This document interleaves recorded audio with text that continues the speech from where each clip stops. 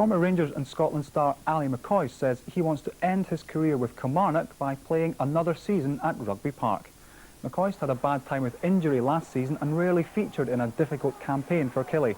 Despite that, Raith Rovers were among other clubs interested in signing him, but Kilmarnock manager Bobby Williamson says he hopes to have something agreed with the player, likely to be a pay-as-you-play deal, by the end of the week.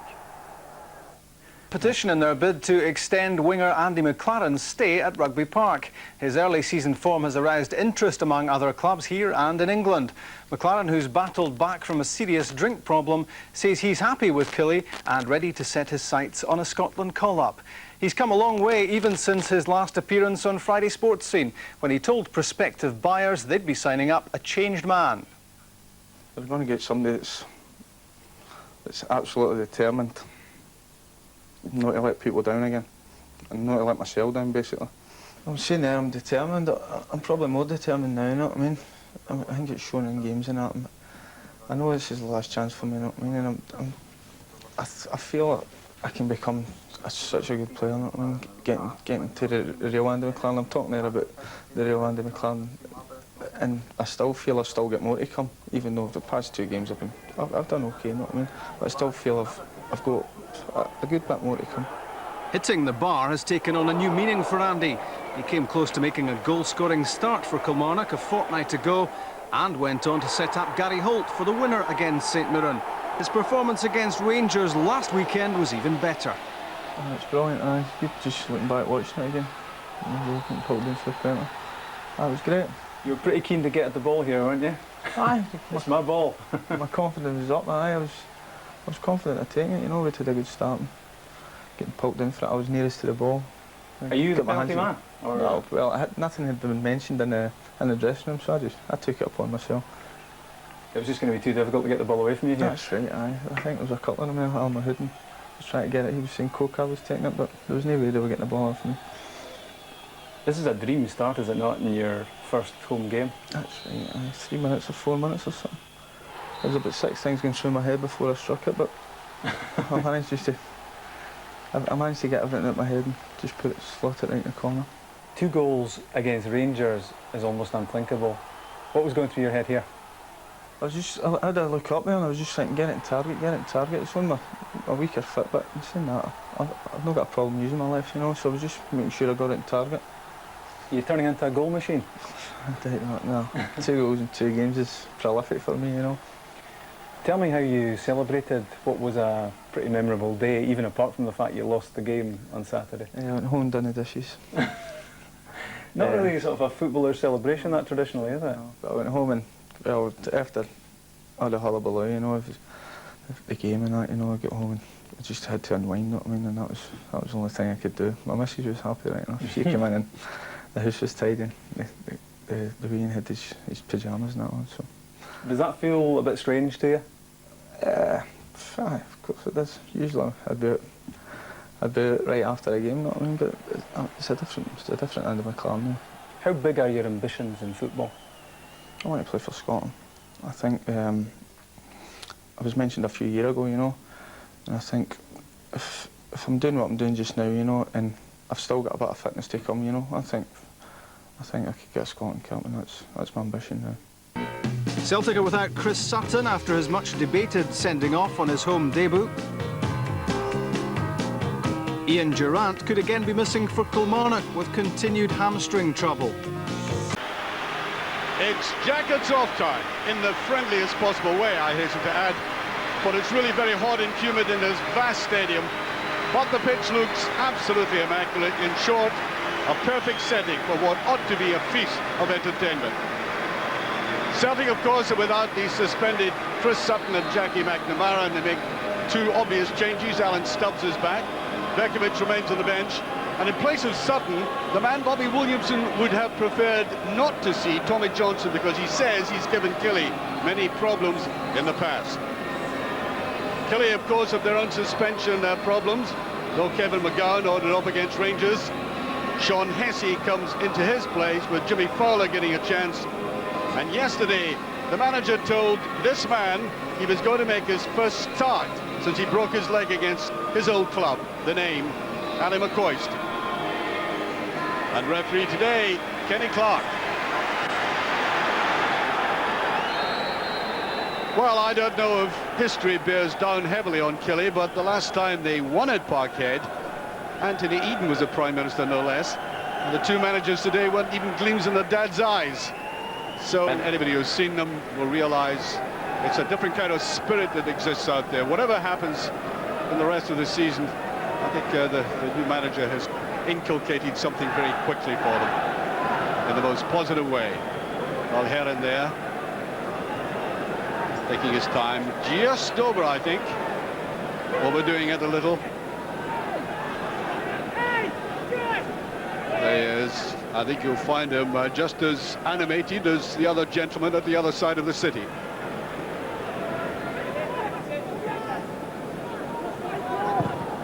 Stubbs is usually very accurate with these crossbow, beautifully chested down there to Johnson. That's great play. Petter. And there's Marshall. Well, he did misjudge it. Larson and Johnson in for the kill, and that was a beautiful piece of play by Celtic, originating in midfield and then swept away out to Petter. Then you can see that slight misjudgment, but he did get a touch, and that was vital.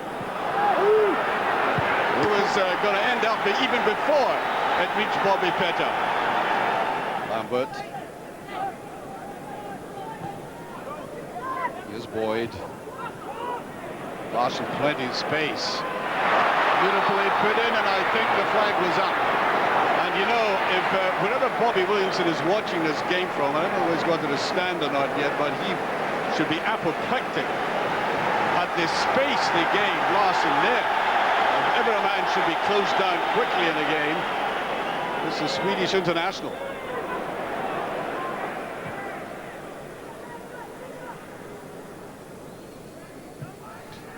There's McCoist. There's no player inside there. He's got to make it a shot. That wasn't far away from Canero. Saw his opportunity and went for it. I didn't have support inside him, so he had to go. It was a very difficult angle. I think Jonathan Gould had covered it fairly well, though.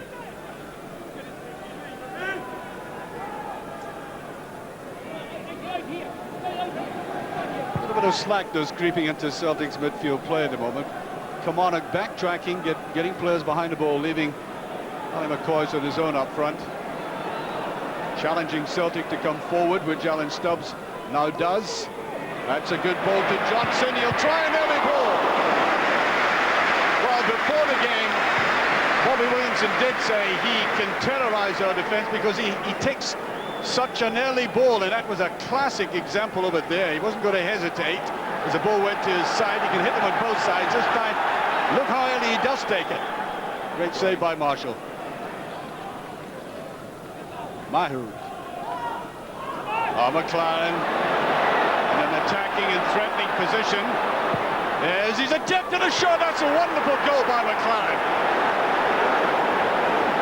His third goal in consecutive games.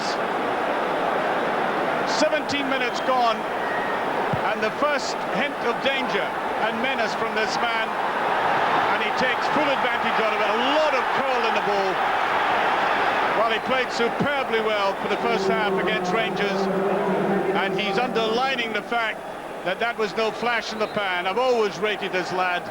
He's had great personal problems, and it looks as if football and success in it will restore his faith in life.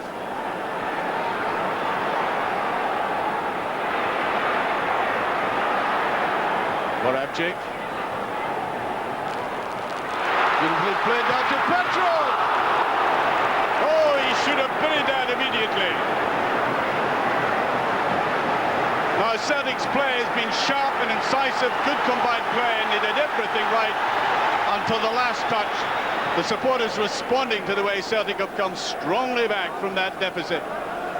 There he is again, you see. I think Marshall really should have had no chance. Mahi. Well, he was beginning to look as if he meant business there, but Petter going on his own. There's great play by Petter. There's Larson trying to get up. Once again, a perfect example of the way this man can launch himself into air like that. And even though he didn't get the touch, it was disconcerting for the defenders. Here's Baker. Here's McCoist neatly inside. Canero making the run. There's another shot, brilliantly saved. Now that really was life-saving, that. I think 2-0 at this stage. Celtic would have been toiling. All credit to Gould to get that. Chip there, nicely laid on, and Johnson was almost in the kill. Beautiful ball played, and again Larson in for the touch. Johnson following on here, and Marshall turned out to be very brave. Just touched away by Holt. Celtic putting the pressure on just before half-time. There goes Peta again. Supported by Moravcik. Now what's the final ball going to be like? Marshall just cutting off Tommy Johnston.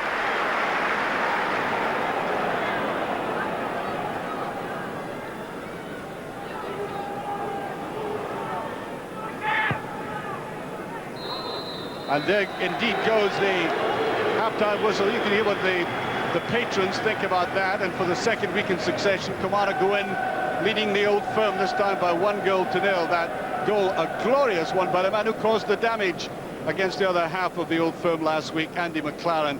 Always been one of my favourite players. As a boy with Dundee United, he was doing this sort of thing, taking his time, measured, and then sweeping it away. Glorious goal. And then an immediate response from Celtic, and they should have been back on level terms. Wonderful little 1-2s, and Petrov, who scored last week, just taking his eye off it, losing his composure, and consequently the half-time score: Celtic 0, Kilmarnock 1. To achieve what was in their mind from the start of the afternoon, to achieve their 300th home league Premier win.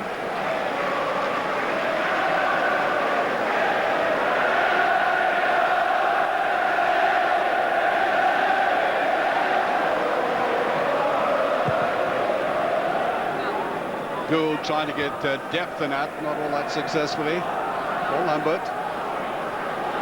Passed there by Mahood. Mahood trying to get into it. Good save there. Gould was out, and within 30 seconds, Kilmarnock detecting a vulnerability in that Celtic defence.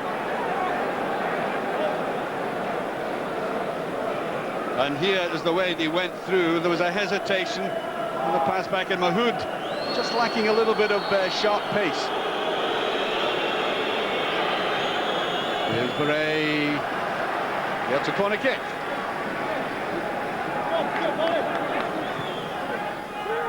Swinging it. McPherson, that's a superb save. He had to get that first time. Very difficult ball for anybody to take. He does with the outside of the foot. Larson. Plenty of space for Petrov. Bobby Johnson. Looking for a little bit of support. Gets it, not surprisingly, from Lambert. And here's Larson, yes! Larson, who's been able to elude the defenders with the greatest of ease, left with nobody covering him there. Accepted it as a gift. Look at this. All in his own heel. And he kept remarkably composed. And no wonder the Kilmarnock defence ought to hang their heads about that.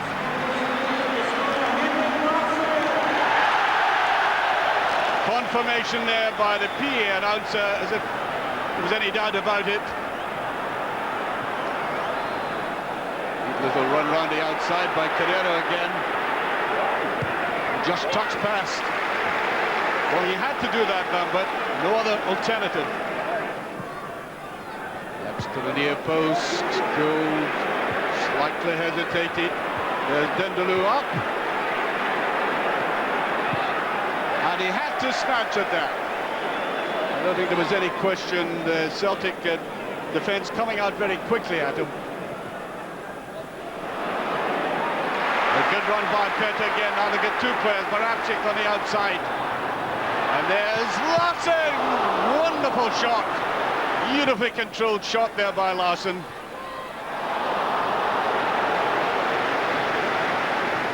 That's picked up neatly by Marachi. Johnson coming up on it. They've been caught out of position here. Good save by Marshall Nabiobi. Ought to have done better than that. Petrov got to let fly, and Marshall just chaperones it round the post. Well, seemed good at the time when it was played across to him.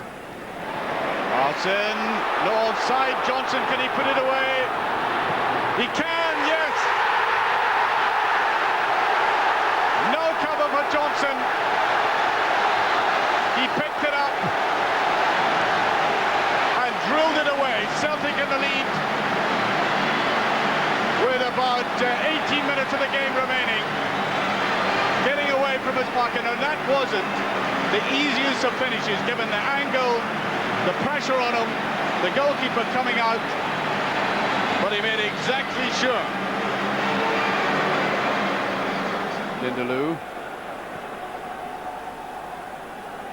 McLaren. There's a little touch by Barre, who came inside unexpectedly, popping up in the middle like that. I just think there was too much angle on his head. He took it.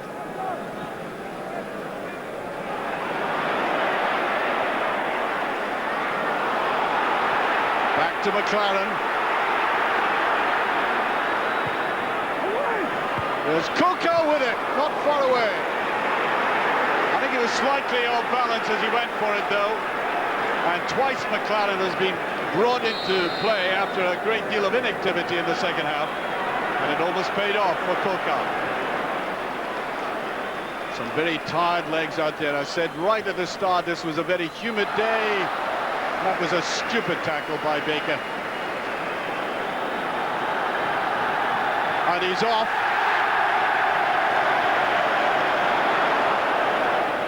And Baker is really getting himself into trouble, serious trouble. Now that was a foul and it was a booking.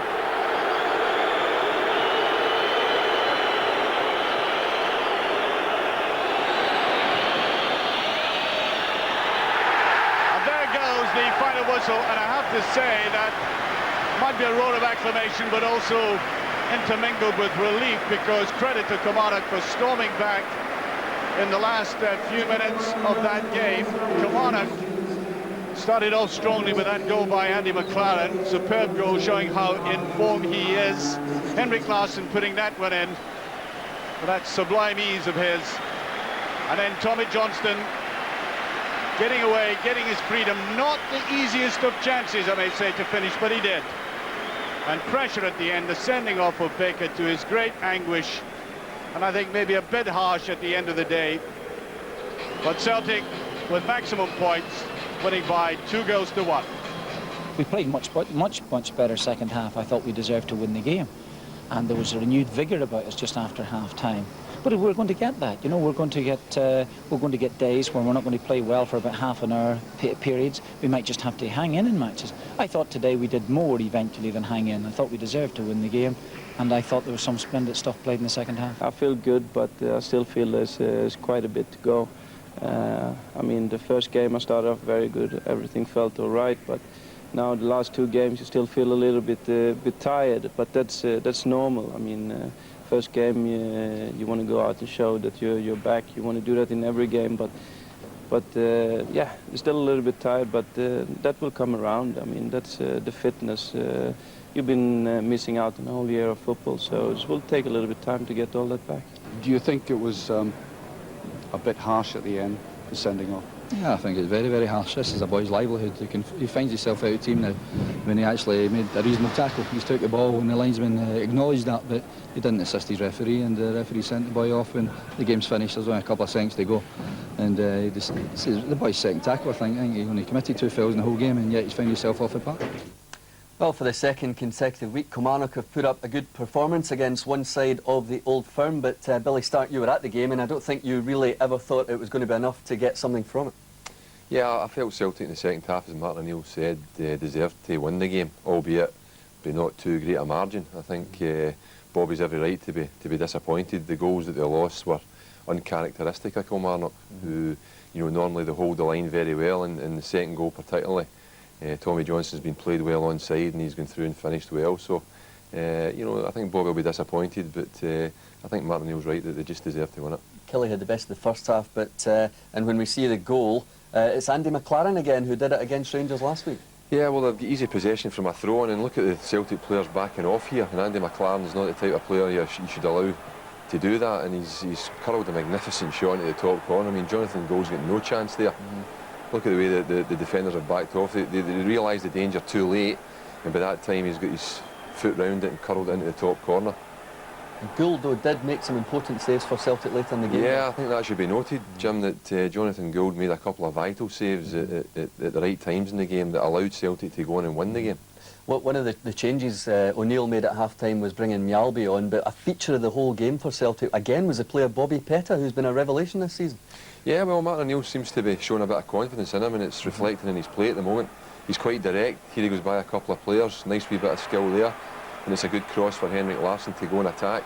And I think he's a bonus for them in terms of that wing-back position where he's an offensive player, and he's always looking to go and take players on. I think today he got left in his own a wee bit at times. This is another good wee run here, ends up getting a free kick for Celtic in a dangerous position.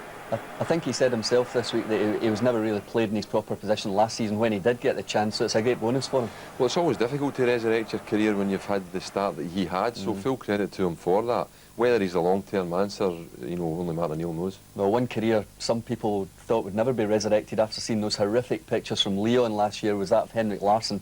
But he's talking in the interview there, saying that there's a lot more to come. He's looking good already. Yeah, I mean, it's a great finish. Kilmarnock really pushing out when they shouldn't have done there. Paul Lambert had too much time to look up and pick his cross, and Henrik Larsson runs round it onto his favoured foot and sticks it away well. But I was interested to hear him talk there, because I think people shouldn't expect too much of him early on in the season. He has to work his way through that. He can't go and play consistently well week in, week out. And the great thing about him is, even if he's not at the top of his game, he works so hard for the team that he's still doing a job. You think he could be an even better player than what he showed the season before last, for example? Well, it'll be hard to beat that standard, but I certainly think he can get back there again, playing week in, week out to that standard and scoring the amount of goals that he did do, which is bad news for all the defenders about in the Premier League. The perceived wisdom is that the natural combination up front will be Larsson and the £6 million signing running off close to the end. I know he was very upset. He perhaps reacted a bit over the top, but it was a foul. Well, it was a foul, and I think, you know, my feeling at the time was that it was very, very harsh, to be honest with you. As Bobby pointed out, it's right at the end of the game. Maybe Luba Moravcik staying down didn't help, because I don't think there was a lot of physical contact made, but he certainly didn't do himself any credit with his reaction after it. It was a foul, but was it a yellow card? That's what I'm asking. Well, I don't think so. I think in that situation, I think Kenny Clark, who I thought handled the game very well today, could have been a wee bit more lenient and letting things go. As I say, the time is running out, and as Bobby says, the boy had only had 2 fouls in the game. There was nothing vicious in it.